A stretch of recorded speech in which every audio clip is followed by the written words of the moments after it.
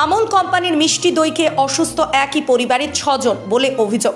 জানা গেছে মঙ্গলবার হুগলির আরামবাগের তিরোল বাজার থেকে আমুল মিষ্টি দই কিনে নিয়ে বাড়ি গিয়েছিলেন পূর্ব বর্ধমানের রায়নাদুই ব্লকের বাজে কামারপুর এলাকার এক ব্যক্তি। আর সেই দইকেই অসুস্থ বলে অভিযোগ। গুরুতর অসুস্থ হন পরিবারের 6 সদস্য। তাদেরকে উদ্ধার করে মাধবডি প্রাথমিক ব্লক স্বাস্থ্যকেন্দ্রে চিকিৎসার জন্য নিয়ে যায় বলে জানা গেছে।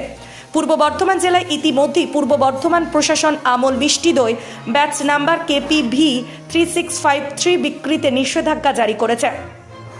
এই ঘটনা জানাজানি হতেই ব্যাপক চাঞ্চল্য ছড়িয়েছে। আরামবাগের তিরোল বাজারের আমুল মিষ্টি দইকে একই পরিবারের 6 জন সদস্য অসুস্থ। লাগছে লাগছে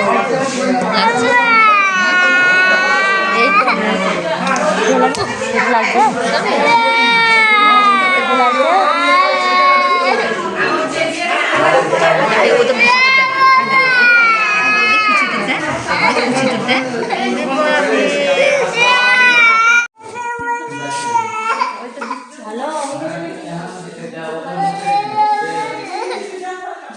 বাচ্চাটারও সারাদিনে আপনার এলাকার খবর দেখতে আমাদের বাংলাদিশা ডিজিটাল ফেসবুক ও ইউটিউব পেজটি লাইক করে রাখুন এক্ষুনি। আপনারা দেখছেন আমার বাংলার নতুন দিশা, বাংলা দিশা।